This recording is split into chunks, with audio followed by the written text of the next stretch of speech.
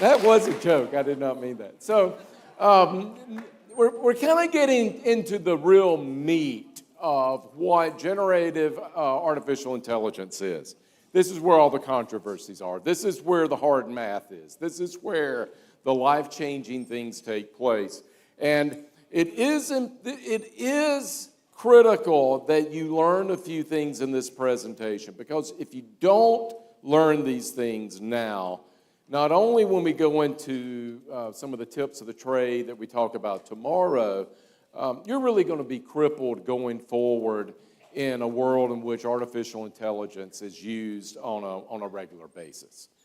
So there's an important lesson or two here that I really wish everybody understood. I certainly wish students understood this.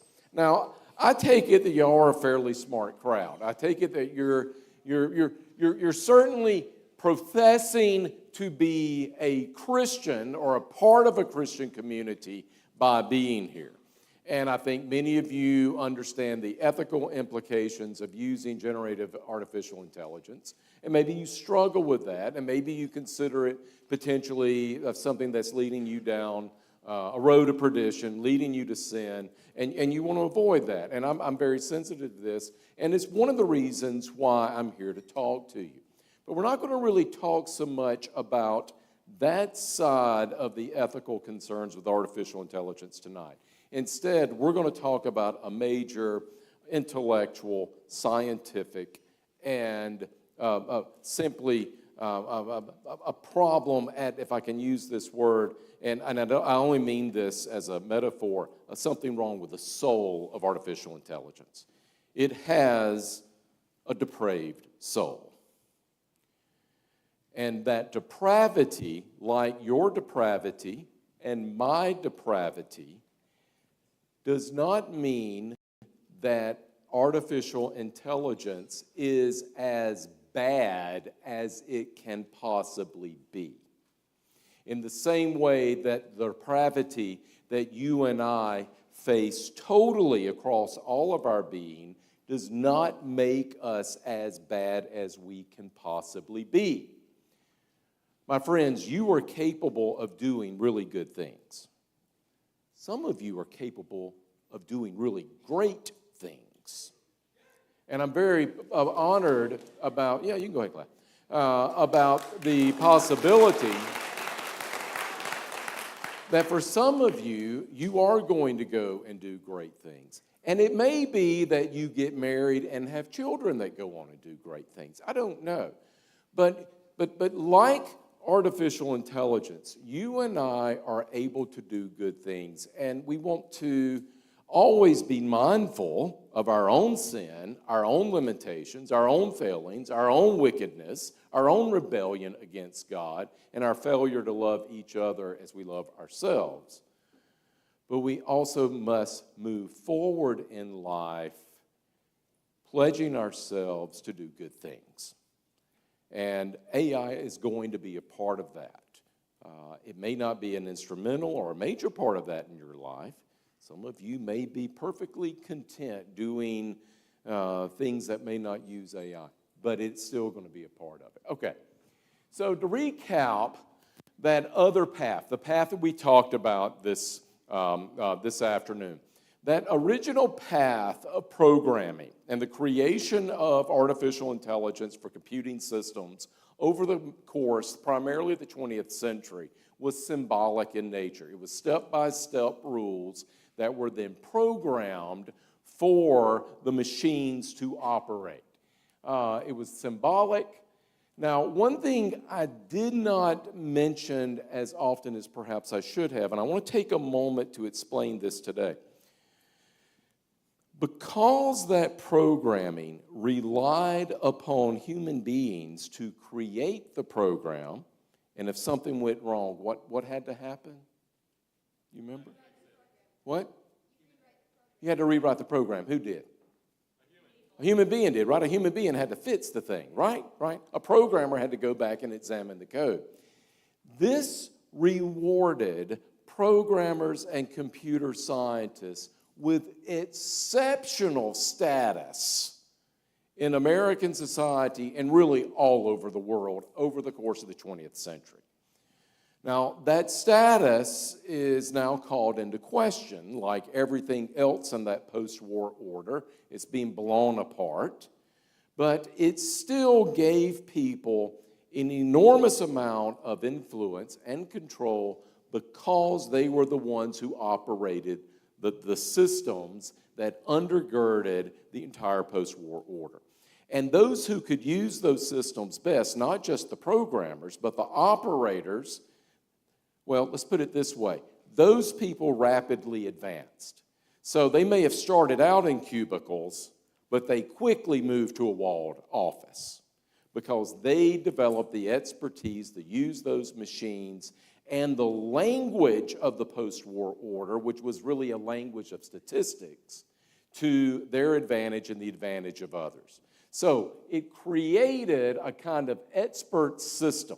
The better you were at this, the more successful you were likely to be. Now, this is a bit of a trick question. Excuse me, apologize. See, it's paying attention now. If I were to ask you, what was the most common college major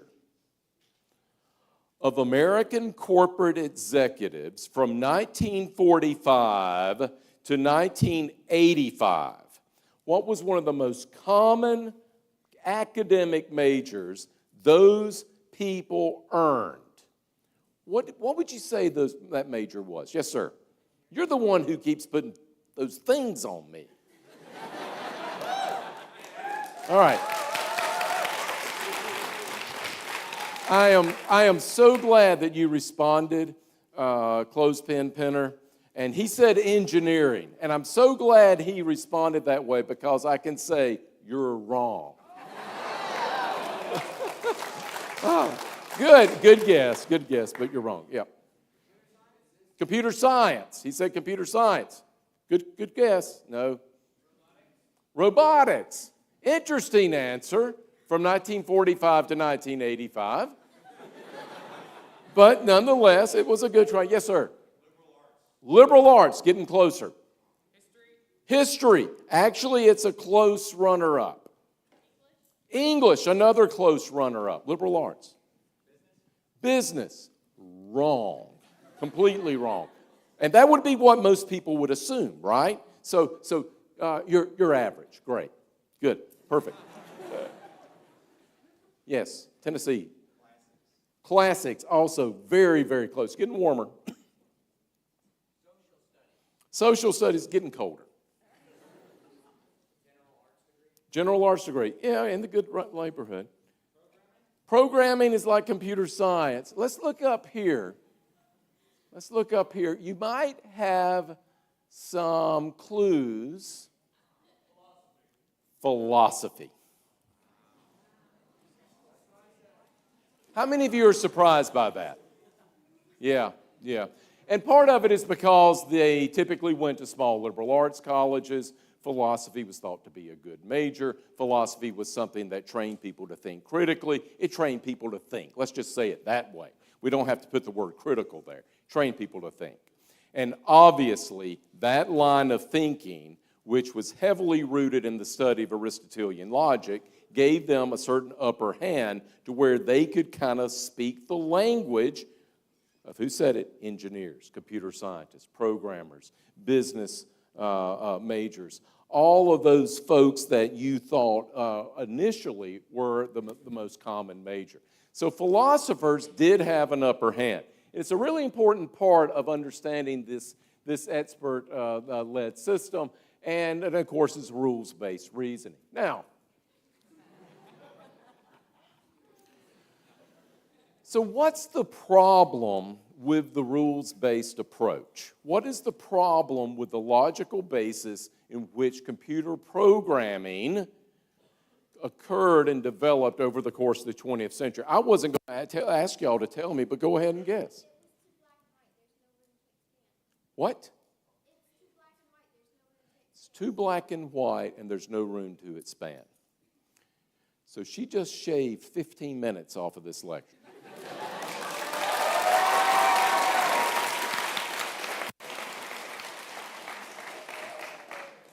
And it is a problem. It is a problem in the 20th century because as human beings benefited from the fruits of globalization, and we can debate the cost of those fruits. I'm not ignorant of those, not dismissing those. But as human beings benefited from globalization, they wanted what? They wanted more. They wanted more. As they started enjoying fresh strawberries in August, they wanted fresh strawberries in October. Very good, right? As they gained from globalization, they wanted more. And so a world that tells us we want more is going to challenge the very fabric of the post-war global order and the very machines that made it possible, machines that are ultimately based on limits. Ultimately based on limits. So that's problem number one. And it's an important problem because what happens during the course of the 20th century is that the limits change.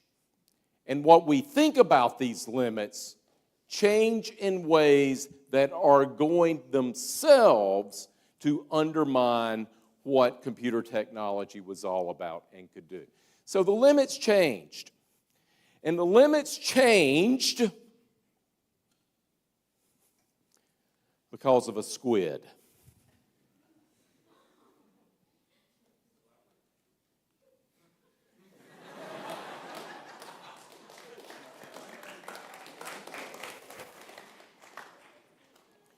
Now, I'm going to show you a slide here, and I'm going to put it all up at once. And I want to walk you through this because what changes is what human beings understand about the new discipline of neuroscience.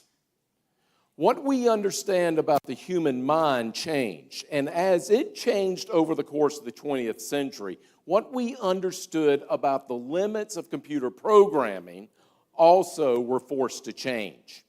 And that then eventually undermined that first path that we talked about earlier today. So let me go through these four things.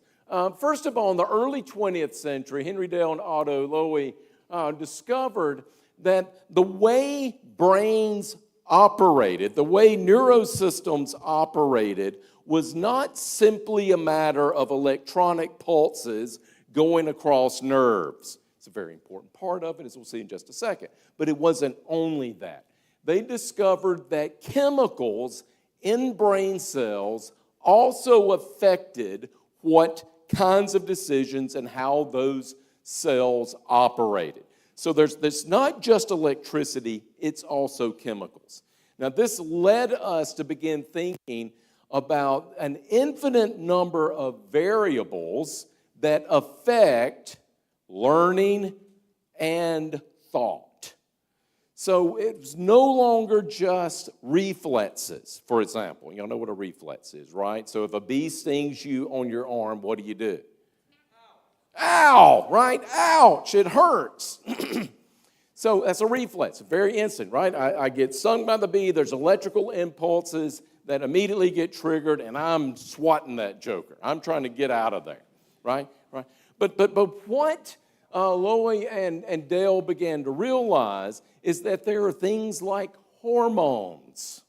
There are things like chemical substances. There are things like external and environmentally produced chemical substances that also affect the nervous system. And this is new, friends. This is something brand new. People did not understand that at all until the early 20th century. And it vastly expanded the amount of stimuli and ingredients that we understood took place in human thought and the mind. Then we got Hodgkin Huxley in their model, 1952. This is where the squid came in. They dissected a squid. And the good thing about squid, number one, there are no bones. So when you take a knife, it's easy to dissect. But it also has a central nervous system that is largely linear. It's basically one long nerve that runs down the middle of. There are branches on it, but it's very easy to dissect and do things. And experimental. I mean, nobody cares if you're experimenting on a squid, right? Right. You start experimenting on penguins or something, and people get bent out of shape. But anyway, it's not a squid. Nobody cares about the poor squid. But what they began to realize is that, and here mapping the electrical impulse that we had known was a part of neuroscience and neurology and the nervous system, they began to realize you can reduce these impulses of the electrical system down to mathematical formulas. Bingo! We can reduce it down to math. Particularly what kind of math? Not calculus. Algebra, the one we've been talking about before, right? You see the connection? Oh, there's something else out there we can reduce down through algebraic formulations. Interesting. Maybe the human mind and computers share things in common that we had originally dismissed. Maybe we can think about computer programming in a different kind of way. Then we begin to realize, and this starts into the 1970s and 1980s, that the human brain is malleable. And that not only is it malleable, there's a process called neurogenesis that takes place. Now, some of you who are my age or a little bit younger, you can probably remember growing up and being told your brain will never produce more brain cells. The brain cells you were born with are the brain cells you're going to have. So whatever you do, don't drink alcohol. Don't abuse any kind of substance. Don't do any kind of drugs, right? And we had all of these public service announcements of guys frying eggs and skillets, and this is your brain on drugs, right? All trying to go into this argument that your brain will not produce additional cells. We realized by the 1970s that was false, that your body is producing brain cells, and it does so over the course of your life in this process called neurogenesis. And it's not just human beings, it's also other creatures that have brains and things like that. So we began to realize that the brain is not malleable. It's not that people are born hardwired to do certain things. That there is actually a way of shaping those things over the course of a person's life. It's really kind of neat how that worked out. And then by the 1990s, we began doing a lot more work on how the human brain stores memory. And this was kind of one of the groundbreaking discoveries, because what scientists came to realize is that how human beings create short-term memories and then transfer those short-term memories into long-term memories looked very similar to the way computers were doing that. And it was somewhat unexpected. In fact, it was kind of tested. Somebody decided, hey, maybe it's actually the human brain works the way a computer works. Let's see if that happens. And lo and behold, the test came back positive. So that was also a really important thing. So neuroscience changes. And this is going to result in essentially what we might call the dawn of cognitive science. Cognitive science is the science of learning. It is the study of learning, how learning takes place. Now, I am not immune to the fact, I'm not ignorant to the fact that the science of learning has produced a lot of garbage. If you have been into any American school over the past 40 years, you have likely witnessed a lot of the garbage coming out of the science of learning and cognitive science. Some of the things that have sort of crept out of this is the idea of different kinds of learners, such as I'm a visual learner, or I'm an oral learner, or I'm an audible learner. Have any of y'all heard of that before? Yeah. That is total garbage. It does not exist. It does not exist. We know it does not exist. You can learn orally, visually, and in other ways. You do not have a set way in which you learn. So sorry, if you've been using that excuse with your parents, it doesn't work. I'm not going to tell them. You don't have to. I mean, it's up to you. But anyway, but nonetheless, cognitive science has produced a lot of amazing things. And there are three main things that kind of come out of this. First of all, cognitive science ultimately came about because computer scientists began applying what they understood about machine learning to the human mind. As I just mentioned a few moments ago, they conducted tests and then experiments, and it came back positive. They began to realize that how they understood computer learning is actually a reflection of how human beings learn. Now, I want to be careful about going too far into this, but as a Bible-believing Christian, it's hard for me to ignore the fact that we are discovering natural ways in which both human beings and these machines are ordered, and they reflect a similar thing. It seems sort of obvious to me that the God who creates us in His image is also creating other things in His creation that might match those orderly sequences. And that seems, in my mind, what's going on here. Now, a second thing that is changing to contribute toward cognitive science is the study of linguistics. Linguistics is the study of languages, but it's more than that. It's also really the study of language acquisition, how you learn a language. Now, this is a really, really hard thing. Linguists are like just super smart people. I mean, they're not historians, I'll assure you. They are way up there. They're up there with advanced mathematicians and advanced philosophers. And what linguists were beginning, this is really fun. I like talking about this one. Up until the mid-20th century, a lot of the study of language acquisition was influenced heavily by Charles Darwin's understanding of evolution. It was thought that human beings naturally evolve over time, and languages also naturally evolve over time with them.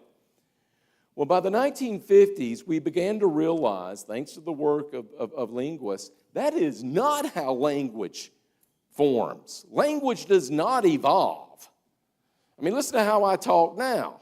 Where's the guy from Tennessee? Over here, right? Neither one of us have lost our accents, right? If language evolved, there would be no accents. There would be no dialects. We would be naturally drawing closer and closer together and sounding more and more alike. Right? We'd all be dull. We'd all be talking like you guys and all this kind of stuff, right? Right. So the other thing, and the way they proved these new ideas was to begin assembling, it just gives me shivers to think about this, assembling huge data sets of language.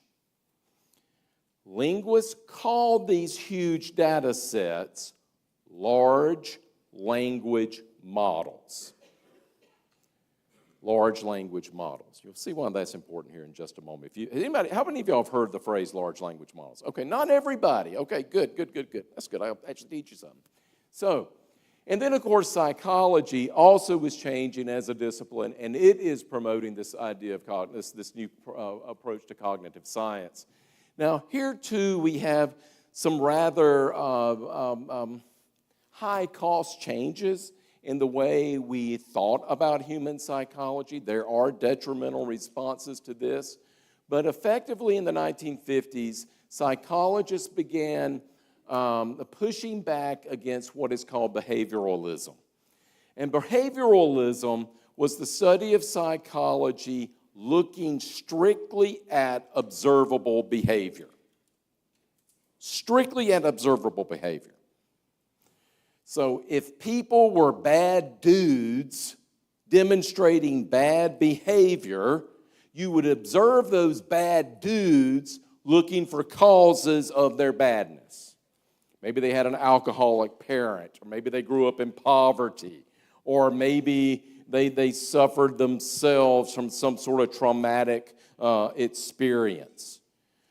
But psychologists began pushing back against this. They came up with a lot of new ways of understanding human behavior that, again, not all were very positive. But the main thing to understand here is that psychologists insisted we had to begin looking under the hood.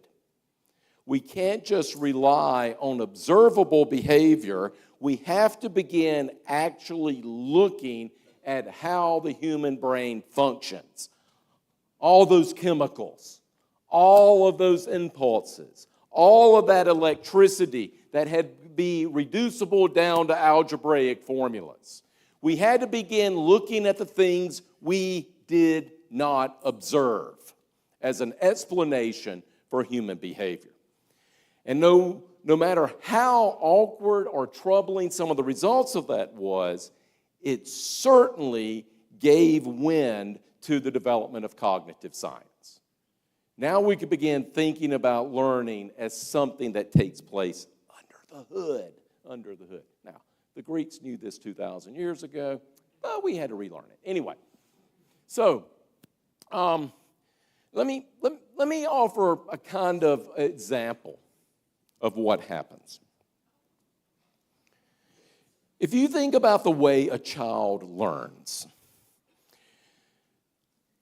in that first path of computer programming, which was based on memorization, step-by-step instruction, then it was assumed that the way a child learns in that path was the child would be taught a specific thing, the child would perform that specific thing, the child would practice that specific thing, the child would do that specific thing on a repeated level, and it would eventually become habitual. It would become a habit, a good habit, right? So think of it this way. You would learn to make up your bed. You would learn to fold the sheets. You would be instructed on how to make up your bed. Then you would practice that. And if you did not practice making up your bed, what would happen? You would have negative feedback. And thanks to the negative feedback, you would then learn to make up your bed when you were told, and you would practice making up your bed. Then you would become a teenager, and you would then suffer additional negative feedback. And then as you, again, relearned, right, you would then gradually, over time, make it habitual such that when the first thing you do when you get up in the morning is make up your bed. Do you see what I was doing up here? What? Yes, what is that? Yeah, see, the business guy, he knew it. Good. Right. It was a linear step-by-step process. See that? Right, it was linear. Ladies and gentlemen, that's not how children learn. It's important, and many of you did learn to make up your bed that way, but that's really not the process of learning. That's not a good description of how it happened. Instead, cognitive science revealed that the human mind, comprised of many different cells, many different neurons, many different nodes, N-O-D-E-S, many different nodes of interconnected tissue and nerves and other kinds of things in a kind of chemical and electrical mess, is capable of doing any infinite number of things. But over time, and I am simplifying this, friends, but over time, by repeating certain kinds of things, you effectively carve channels into your mind. You carve channels into your mind. And the more experiences you give that child, the more what? The more channels I carve. So rather than trying to teach your child linearly one thing over and over and over again, cognitive scientists realized the best form of learning was giving a child as many different experiences as possible so that as many possible channels are carved in the mind of that child. Friends, there's nothing anti-Christian in this, because this is, in effect, what the Greeks and the Romans understood. We call this today the word classical education. We call this today, as someone said over here, the liberal arts. You teach people a wide variety of things so that those experiences and that training carves a wide variety of channels in their mind. And by carving a wider variety of channels in their mind, we end up making people more intelligent and smarter. And as a result of that, they become better human beings. And no matter how depraved they are, totally touches every aspect of your being, you are able to do more good things. This is what cognitive science taught us. And those channels, ladies and gentlemen, they're not linear. Those channels are three-dimensional. Those channels are constellational. You get that? Looks like a constellation. Hooked together, all the little stars and planets, hook all these things together. Look at the person next to you. Look at the person you came here with. Look at the new person you've met.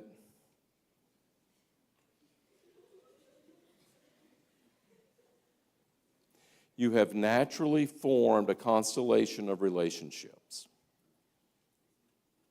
That is a reflection of a neural network. That's how your brain functions.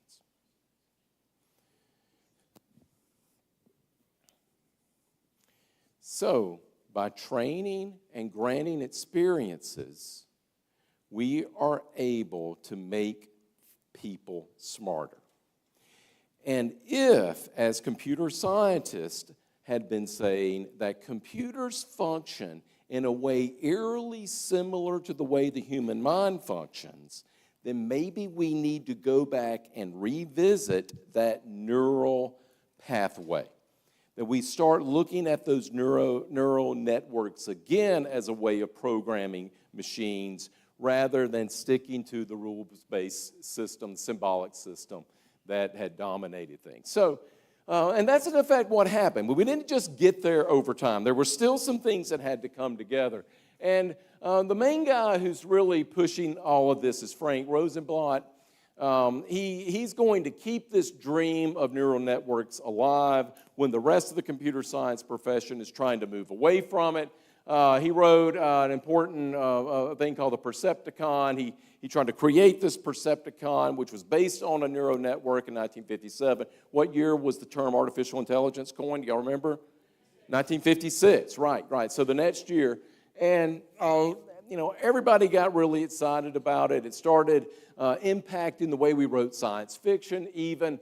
And I think there were even rock albums that had something that looked like a Percepticon on the cover. But anyway, that's going to be really important. But the symbolists, the symbolic folks, they push back.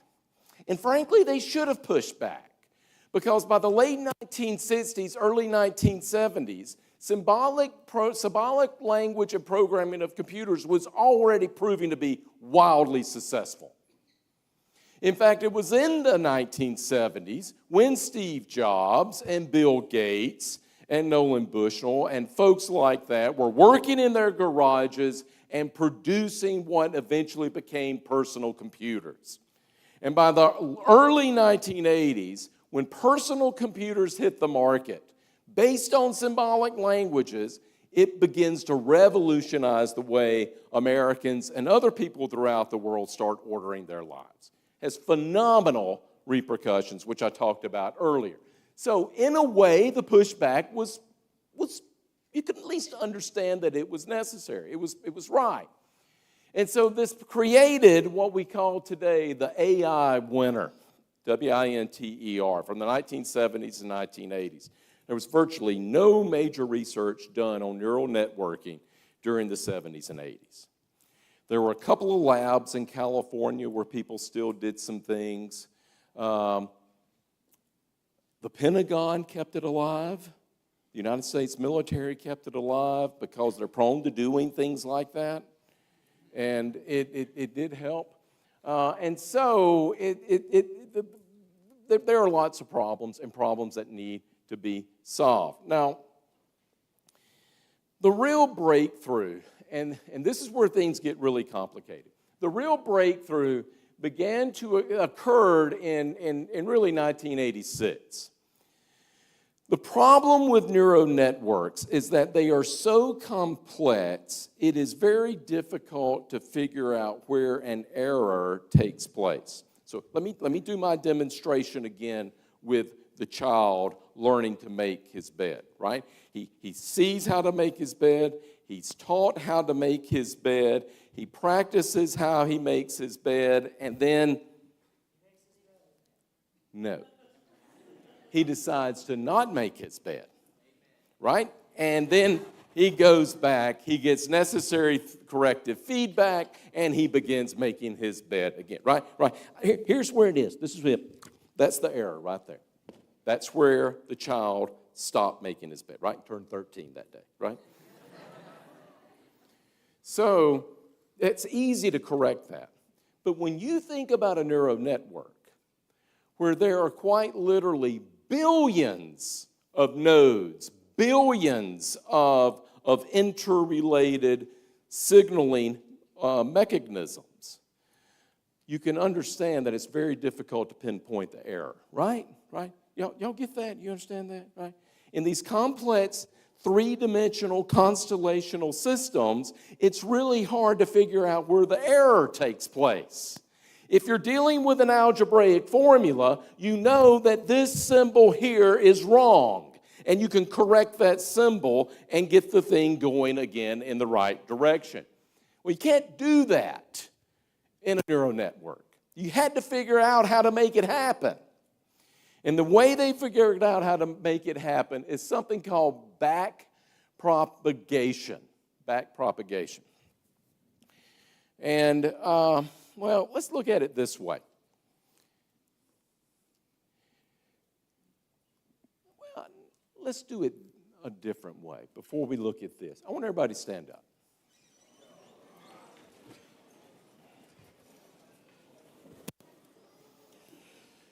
Do you remember earlier when I said I'm going to get all of you to put yourselves in alphabetical order?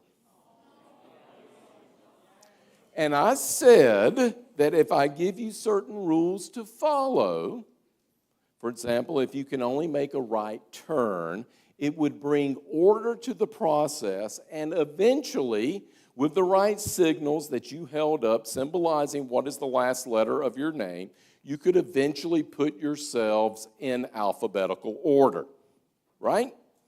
On paper, that should work, right? Right? I can come up with enough signals, I can come up with enough rules, I don't know what they would be, but I can come up with enough rules, and we could get all of you in alphabetical order. What's the problem? Take a long time, right? Who said that? It would take a long time. That was one of the first problems people pointed out with neural networks, where the rules-based system could solve problems in hours. It would take neural networks days, even weeks to solve problems. Take a long time. Good. What else? You. Some people are idiots.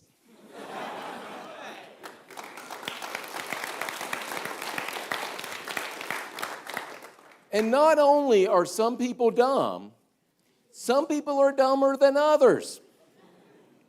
Right? Are you going to correct me for saying idiot? Okay. Some people would completely understand the rules but choose not to follow them. Yeah. Right. So the point here is some of you are either not paying attention, or maybe you just can't figure out how to follow directions, or whatever the case may be. There are going to be people in this room, this auditorium, who are weaker than others. But you're not equally weak, right? Right? I got to pick on some people. I don't know. Do you mind if I pick on you? Right. And then these guys behind me, I don't care if I pick on them. So, right. You may just be a little dumb. But those three guys behind you, they're really dumb. Yep. So, before you sit down, if I've got this kind of system, and you remember what he actually is kind of smart, because what he actually said is it would take a long time. So, if I've got this kind of system, and speed is of the essence, speed is what makes it profitable, speed is what makes corporations adopt it, speed is what corrects the problems that so many people were throwing at it, I've got to find a way to prioritize which dumb node I'm going to deal with. And this is what backpropagation is. So I understand that in previous meetings, people would have folks stand up and you would learn to dance, or you would learn to walk like a dinosaur, or you would do exercises. We're not going to do any of that. Sit down. So what backpropagation did is it meant we would weigh errors across multiple nodes. And some nodes would carry more weight in the error matrix than other nodes. And by training the neural network, it could go back, and because it's weighing those nodes, it could identify the one that has the highest probability of making the error and fixing it. So my friend up here on the front row would be overlooked, but those three bozos behind him would get all the attention, right? And it was a probability. It was a calculation that was being made. There was a higher probability of fixing the problem by dealing with those three dudes than dealing with my friend here on the front row. And once I have dealt with those three dudes in the back, and I get a better response, not a perfect response. Why am I not getting a perfect response? Yeah, I still got the dumb dude here, right? So once I deal with those three guys and give them extra training and get them where they need to be, then I can deal with the dumb dude here based on what I learned to correct the three dudes behind it. Do you see that? Do you understand that?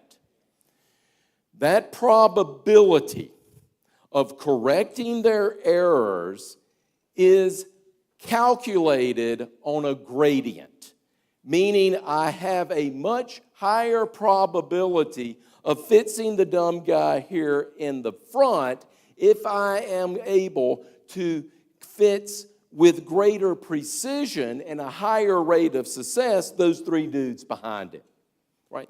That's a gradient. I can map that. It's a curve. The higher that I get success with those three guys, the higher likelihood I'm going to be successful with this dumb guy. Stand back up. So now we can put ourselves in alphabetical order. No. Sit back down. Yeah. Now, this is the breakthrough. I have got to figure out a way to increase the probability by learning how I fix certain errors previously. This is the training. The more data I collect showing me where errors are and how errors are solved will then make for a better product. Now, folks, I can't do this with algebra. In order to measure gradients and speeds, what have I got to be able to do? I've got to have calculus. I've got to learn calculus.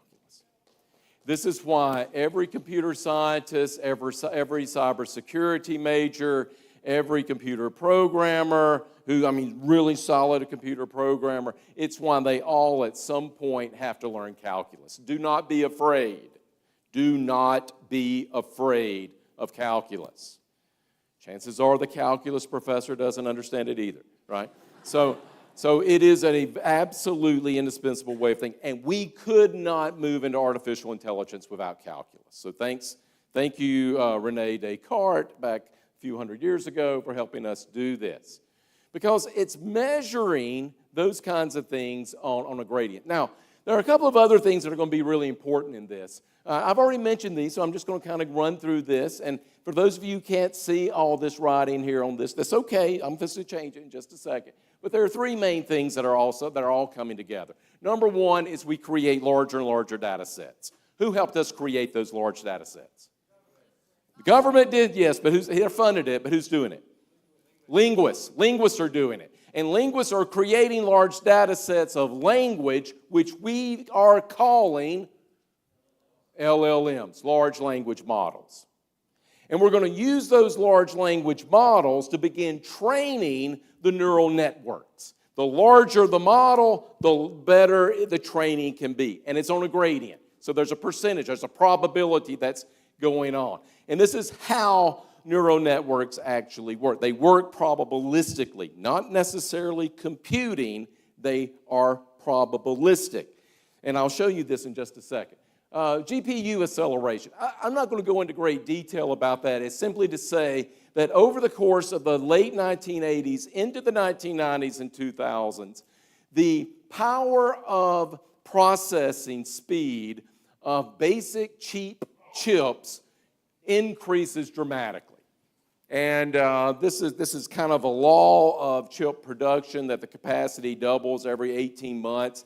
Actually, that kind of fluctuated over time. But the computing capacity of what we were able to do is going to increase over time, and it's going to increase very rapidly. You've heard this before, I'm sure, that the computing power on your smartphone exceeded the computing power NASA used to put men on the moon. Right? I've heard that before. That's true. That's true. Why they could only go to the moon and not any further.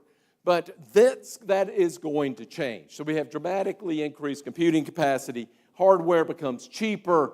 It becomes smaller. We can cram more and more information on chips. All sorts of, there's all kinds of technological changes there. Going to silicon, the manufacturing process, all kinds of fun things. And you don't get to hear about it. But anyway.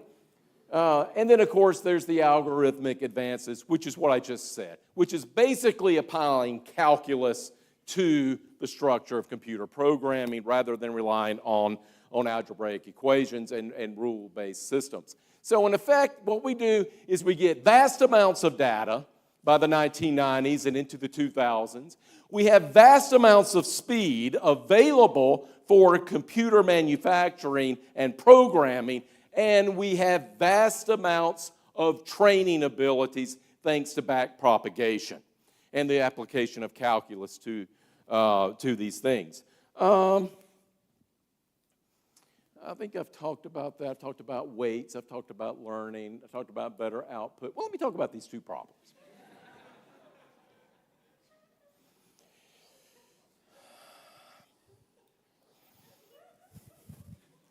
All right, three dudes, stand up.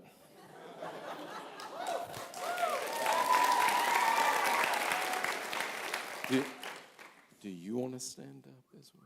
Would you? Yeah, go. I don't remember. You're one of the dumb ones too. Go ahead and stand. All right, very good. Right. So I am picking on them, and I really appreciate them. They've been putting those pins on me all the time. Anyway, he hasn't. I appreciate that, young man. Don't be mad at me. Anyway, so. This has made sense, I hope. Yeah, maybe, kind of, sort of, right? And one of the reasons it's made sense is because it's after 8 o'clock at night, it's very warm in here, and I gave you a little activity, right? You saw it. You could see it. We illustrated it, right? There's transparency, right? Fundamental to the sciences. It's transparency. We could repeat this. I could repeat this with the next group next year if I came. If you come back, you get to see it again, right? Now sit down. Now there are 4 among 200. Multiply that by 5 billion. You going to be able to see it? You're not. You're not going to be able to see it. And not being able to see it is the first problem. You think you can see it, but you can't. And it's what's called the black box problem. And here again, I have to simplify this a little bit. And those of you who know more about this, or feel free to correct me. I have no problem with it.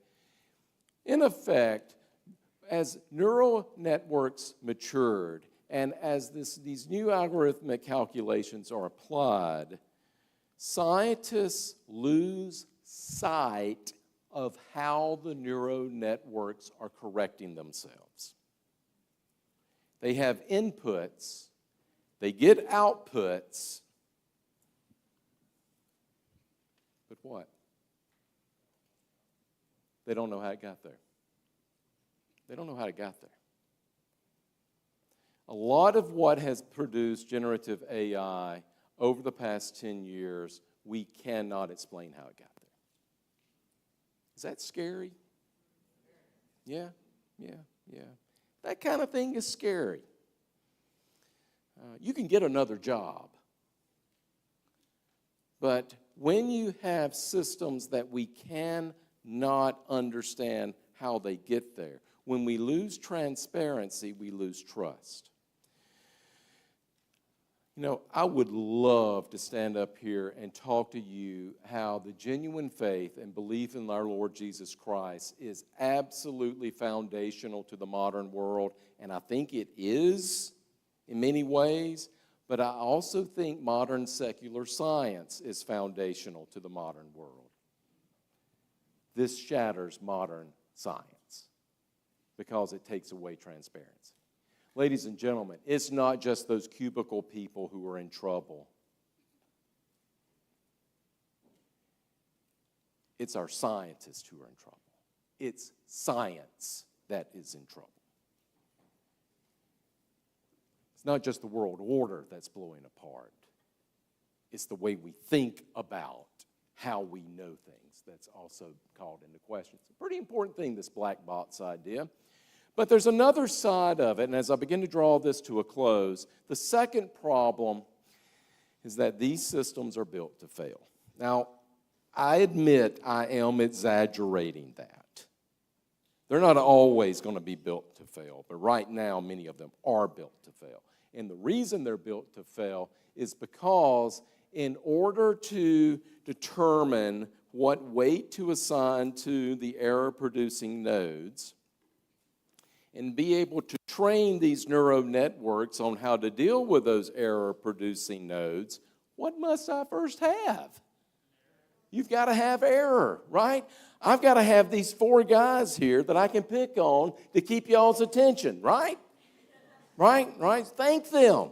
You owe them.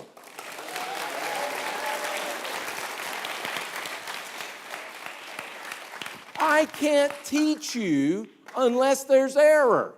You can't learn unless there's mistakes. These systems must make mistakes. Now, friends, that turns everything on its head.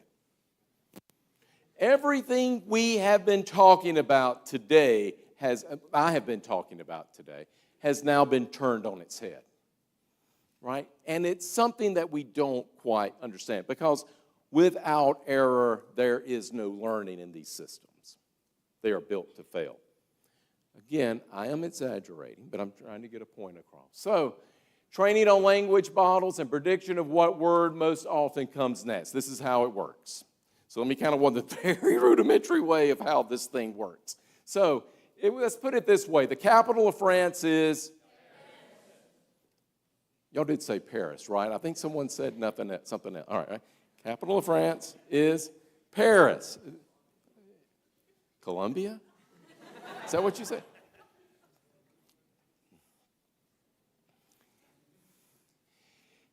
If the model predicts London, if it predicts London is what is the next word, that is an error. And it needs to fix that error. And so that trick, because it's being trained on these large data sets, it knows probabilistically that it should be Paris, but it's got a bad node somewhere, a dumb node, and I know that's not exactly right, but it's got a dumb node that says, hey, London. It has to be able to fix that. And the only way it can improve that is to have that error signal coming to it. So the number of errors among each part of this multi-layered neural network depends upon the weight assigned to each node and reducing that error over time. So it's assigning weight. Remember, I got these four guys, and we're trying to figure out which one we've got to prioritize the correction on. And that requires calculus. It requires the programming itself, the machine, to exercise and create derivatives, functions, and gradients on a probability curve, on a gradient curve. A curve is a gradient. So it is built to fail.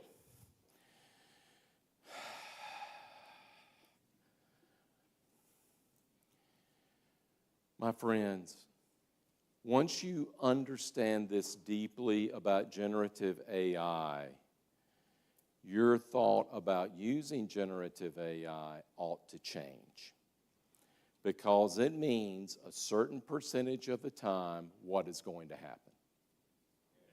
You're going to get erroneous information. It is meant to give you erroneous information. Now, over time, that may change. I'm not denying that. But good old-fashioned knowledge is hot again, friends. This kind of learning is important again. Your ability to determine when an AI model gets something wrong is now what philosophy was to those corporate CEOs from 1945 to 1985. Your ability, based on the knowledge you have gained, to tell when an AI model gives incorrect information is your ticket to career advancement. And if you neglect knowledge, if you neglect skills, if you neglect your own learning, and you kind of delegate all of that to an AI model, you're going to be in trouble. It's called loser. Okay? So, think of it this way.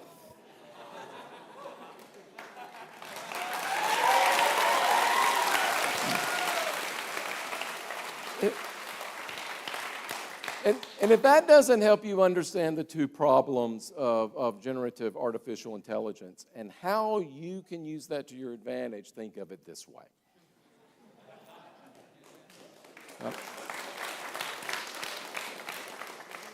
Generative AI can be your friend. It can be very useful. But once you understand it has clear, programmed, necessary flaws, that is the starting point for you using it ethically and effectively. And tomorrow, we're going to go through some ways in which you can do that. So thank you very much.